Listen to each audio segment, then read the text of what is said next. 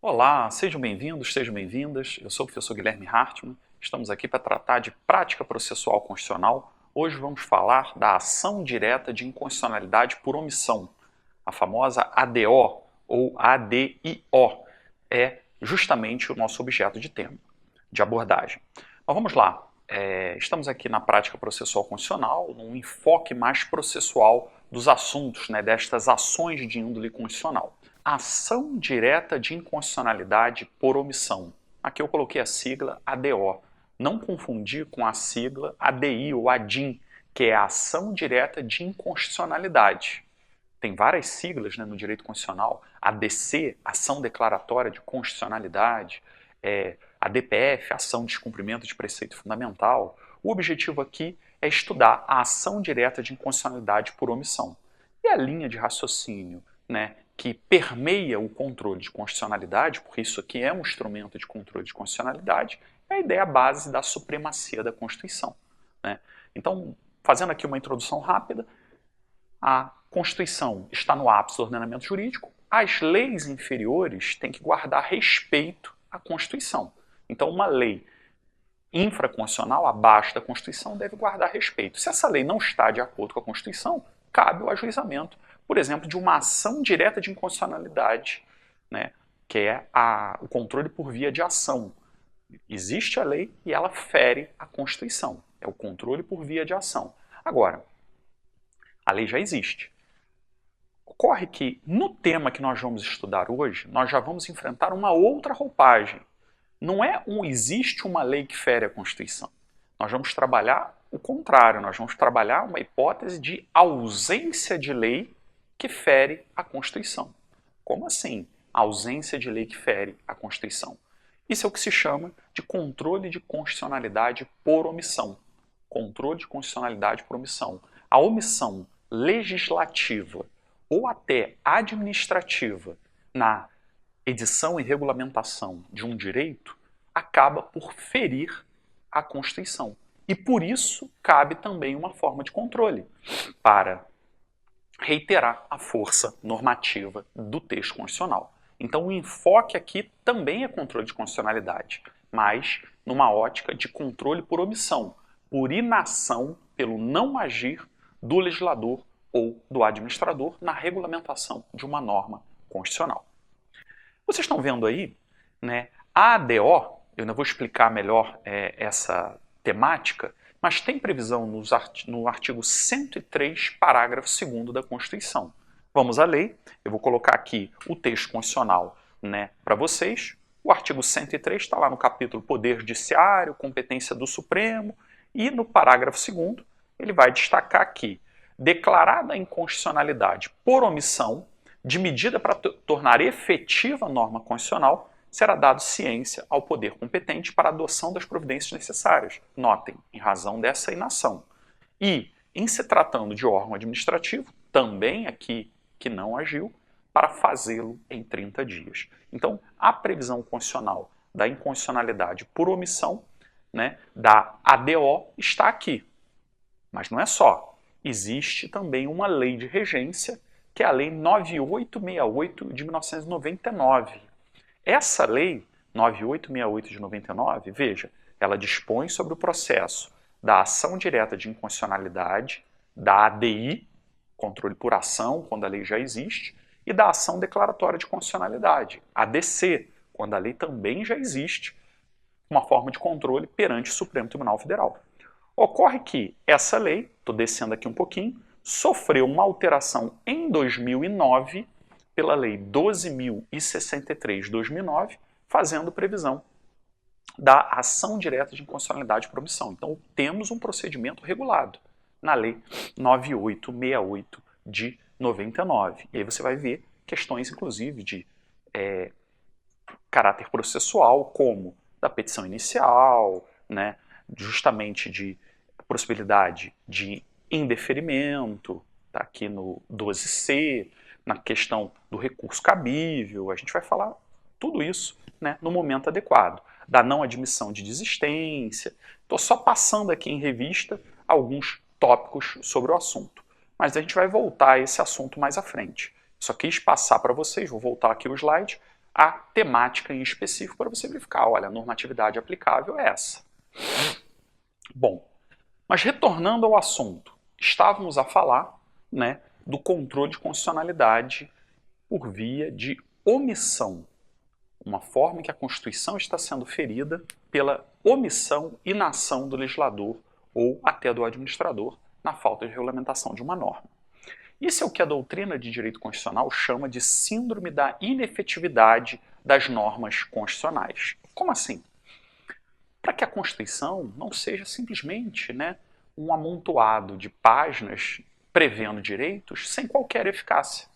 Porque não adianta a Constituição prever um direito fundamental numa hipótese em que esse direito fundamental ele só vai naturalmente ser protegido, concretamente protegido, se tiver uma lei em regulamentação.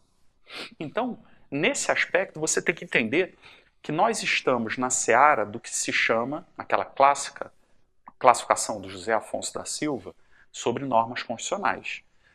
A gente tem que trabalhar em cima disso. Normas constitucionais de eficácia plena são normas constitucionais que já têm aplicação imediata, já têm aplicabilidade imediata, não precisam de regulamentação pelo legislador. Notem, se a norma constitucional já tem eficácia plena, ela já gera efeitos. Ela já permite a proteção do direito garantido constitucionalmente. Então você não cogita propriamente da necessidade, né, de regulamentação. Então deixa a regulamentação de lado nesse sentido, ok? Não precisa de ADO, por exemplo. Agora, norma constitucional de eficácia limitada. Esta sim que é objeto do nosso estudo do controle de constitucionalidade por omissão. Então, norma constitucional de eficácia limitada é uma norma constitucional que não tem aplicação imediata. Pelo contrário, tem uma aplicação mediata. Ela depende de regulamentação. E aí, nesses casos, faltando a regulamentação, a gente pode trabalhar nitidamente o cabimento de alguma forma de controle. Compreenderam a situação? Então, norma constitucional de eficácia limitada é que é o estudo, né, das ações de controle de constitucionalidade por omissão. A gente está estudando aqui a ADO. Tá? Na classificação de José Afonso da Silva também temos norma constitucional de eficácia contida. É um pouco diferente. É uma norma constitucional em que prevê que a lei pode restringir seus efeitos. Mas veja, ela já tem aplicação imediata, mas a lei pode restringir o respectivo efeito da norma constitucional. Não é o caso aqui. Aqui é norma constitucional de eficácia limitada. E eu quero que vocês tenham a percepção que é um processo de fragmentação do texto constitucional caso o legislador não regulamente uma norma constitucional de eficácia limitada. É um processo de quebra da Constituição, porque se a gente for parar para pensar, o texto constitucional garante um direito, depende de regulamentação. Não havendo essa regulamentação, nitidamente, o direito fundamental não está sendo concretizado. Então essa falta de regulamentação, essa inação do legislador, ela gera um processo de inefetividade das normas constitucionais, de fragmentação, mais uma vez, do texto constitucional. Por isso que está em negrito aí na tela. Omissão constitucional. Omissão inconstitucional. A omissão fere a Constituição. Então, é fundamental você ter essa noção. E aí vejam só, existem dois instrumentos no nosso sistema para controle das omissões inconstitucionais. Os dois vão ser objeto do nosso estudo. A ADO, Ação Direta de Inconstitucionalidade por Omissão, e o mandado de junção, que são duas formas de controle de constitucionalidade. Você encontra essas duas abordagens em todos os livros de controle de constitucionalidade. São formas, espécies de controle de constitucionalidade por omissão que convivem em nosso sistema. E o nosso desafio aqui, na nossa aula, é justamente trabalhar as diferenças entre a ADO e o mandado de junção. Já destaco a vocês que o mandado de junção tem previsão no artigo 5º da Constituição também, num dos incisos, e tem lei de regência específica, Lei 13.300 de 2016. Sofreu uma repaginada em 2016, o mandado de junção, sobretudo quanto à eficácia dos efeitos. Agora, a gente vai ter que trabalhar diferenças como legitimidade, competência, eficácia da decisão, procedimento isso tudo, veja, acaba ressoando no direito processual. Legitimidade, competência são temas de direito processual. Então a gente tem que estudar essas formas de controles realmente, né, numa ótica, né, do direito processual constitucional, o direito constitucional processual, que é a lógica, né, de estudar a Constituição e seus instrumentos a partir, né, de uma ótica processual, justamente para dar efetividade aos direitos de caráter fundamental. Bom, na ADO, que nos importa, a ADO está sublinhado na tela, é uma forma de controle concentrado e abstrato de constitucionalidade por omissão. Depois nós veremos que o mandado de injunção não é assim. O mandado de injunção é controle difuso e concreto de constitucionalidade por omissão. Então, ADO, controle concentrado e abstrato de constitucionalidade por omissão, mandado de injunção, diversamente, controle tido como difuso e concreto, né, de constitucionalidade por omissão. Bom, o que é o controle concentrado? O controle concentrado é aquele que se concentra num órgão jurisdicional. E você verifica isso, né, na tela quando se está aí colocado que a competência da ADO é originária do STF. Competência originária é uma ação que já começa no âmbito de um tribunal, por exemplo. Competência originária de um tribunal. Aqui, competência originária do STF. O STF não julga só recursos, né? As causas não chegam ao STF apenas pela via de recurso. É possível uma ação ser ajuizada já na cúpula do Poder Judiciário brasileiro. Ou seja, a petição inicial já é endereçada ao Supremo, já é distribuída no sistema eletrônico do próprio STF. Ah, mas isso tem previsão normativa? Na verdade, vamos aqui à lei, né? No caso a Constituição. Você vai verificar a lógica do 102.1a, que prevê que compete ao STF principalmente a guarda da Constituição, cabendo-lhe, inciso 1, causas de competência originária. Aqui vai falar a ação direta de inconstitucionalidade de lei ou ato normativo federal ou estadual e a ação declaratória de constitucionalidade de lei ou ato normativo federal. Na verdade, você vai aplicar uma lógica similar para a ADO, que não prevê, mas continua sendo um controle de constitucionalidade.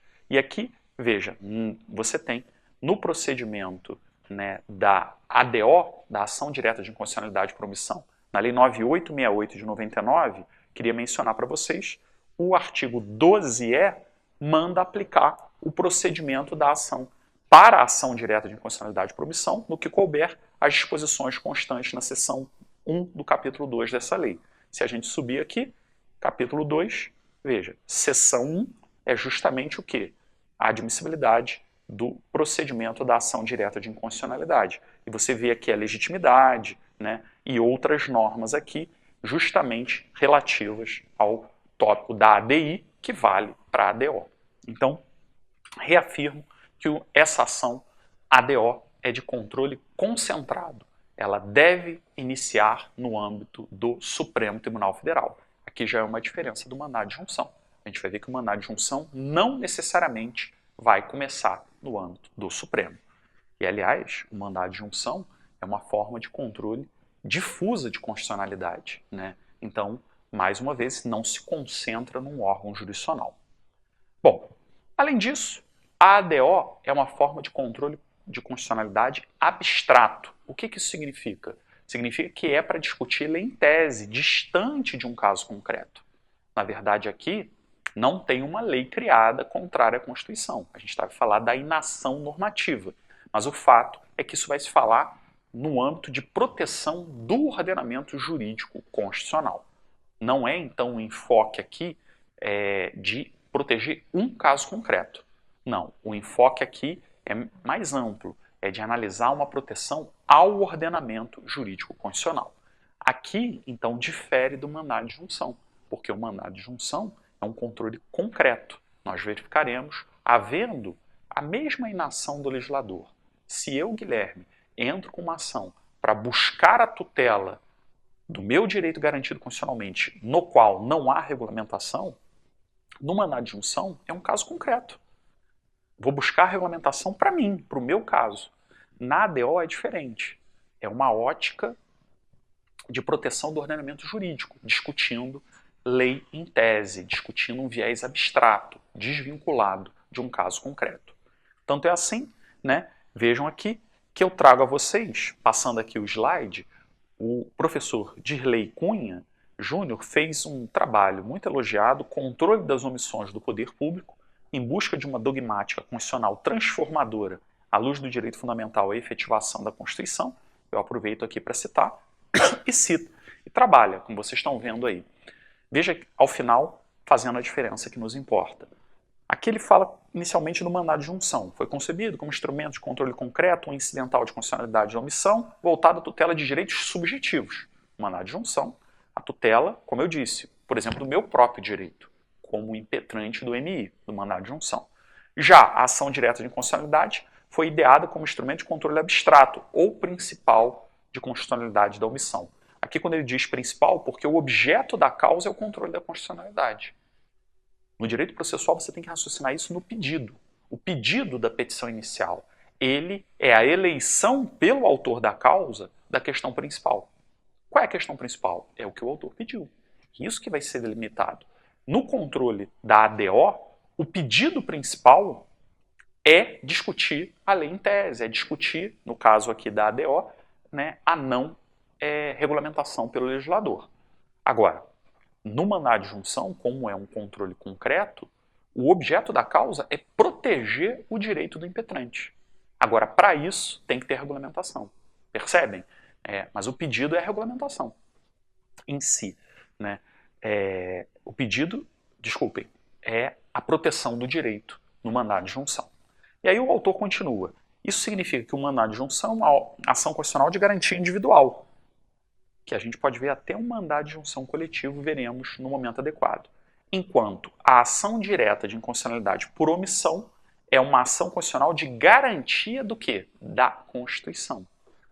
Então no MI é uma visão egoísta, vamos dizer assim, né? Você, claro, com todo o direito, mas você está buscando a tutela particular, num caso concreto.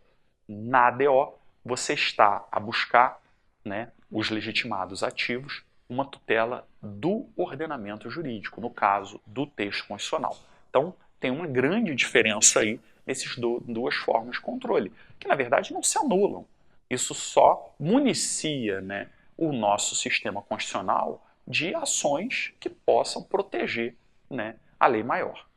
Bom, então vimos essa diferenciação, citando doutrina, ajuda a maior compreensão dos institutos.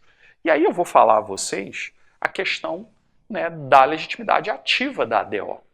Tema de direito processual, legitimidade, pertinência, né, para litigar sobre algo.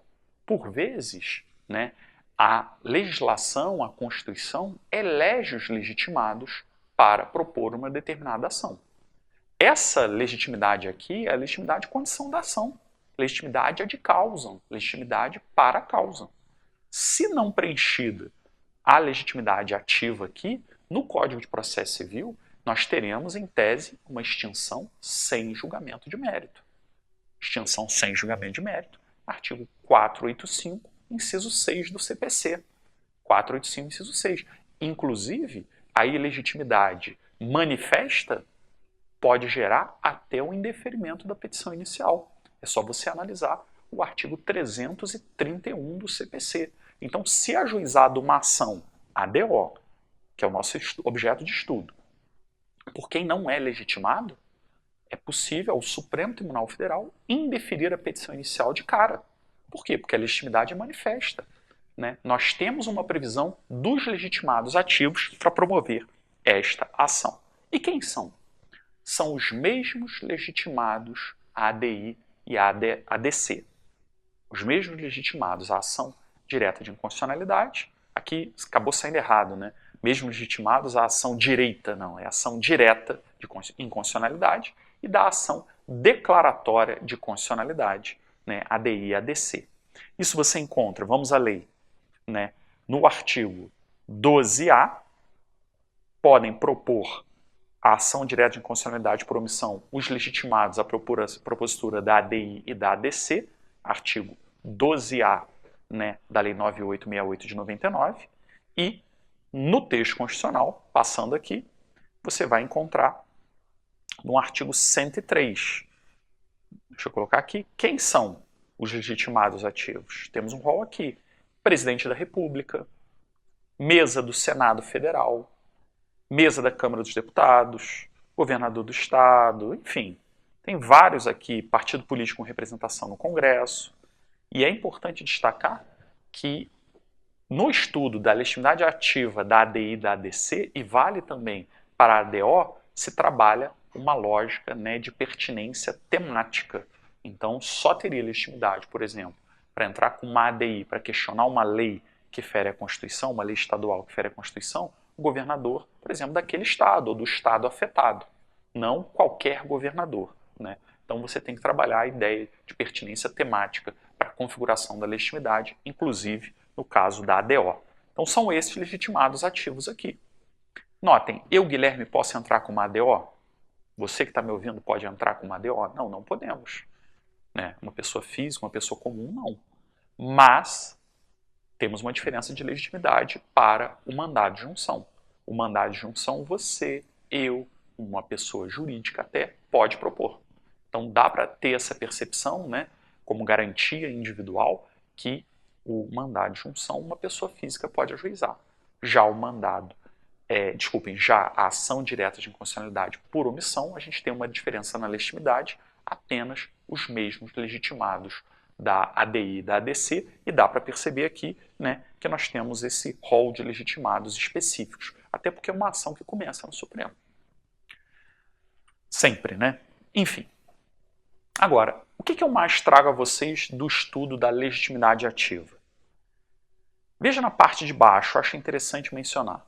Porque um dos legitimados da ADO, né, o governador de estado, vai ajuizar uma ADO lá no Supremo. E aí, o que nós temos aqui, na parte de baixo aí do slide? Questão processual. Ajuizada a ADO por um dos legitimados, os demais, que é uma legitimidade concorrente, né, e disjuntiva, concorrente porque tem mais de um, e disjuntiva porque tecnicamente um não precisa da autorização do outro, né? Os demais legitimados poderão se manifestar por escrito sobre o objeto da ação e juntar documentos no prazo de informações, bem como apresentar memoriais. Então, um abriu a ADO, é possível que os demais se manifestem por escrito e, inclusive, apresentem, veja, memoriais, juntem documentos, sempre no intuito de melhor instrução da causa. Vamos aqui à lei. A lei vai falar isso, né, no 12E, parágrafo 1º. Tá? Isso foi incluído, né, naturalmente, no procedimento da ADO. Né? Os demais titulares, no artigo 2º, vão poder justamente praticar essas condutas e o objeto aqui, tecnicamente, é justamente uma melhor instrução. Eu ainda digo a vocês, né, que isso aqui poderia ter uma natureza de uma assistência litisconsorcial, né, porque já poderia ter sido legitimado desde o início. Não foi, pode intervir como um assistente litisconsorcial, né, ou, já que, falando uma questão processual aqui, poderia ter esse enfoque, mas como nas ações de controle de constitucionalidade não cabe intervenção de terceiros, é o artigo 7º, parágrafo 7º aqui, ó, parágrafo 7º caput, não se admitirá intervenção de terceiros no processo da ação direta de inconstitucionalidade, tecnicamente, processualmente, nós não trataríamos esse enfoque como uma intervenção de terceiros, como uma assistência litisconsorcial, mas simplesmente como a atuação de um órgão ou entidade sobre a figuração de amicus curiae. Tá?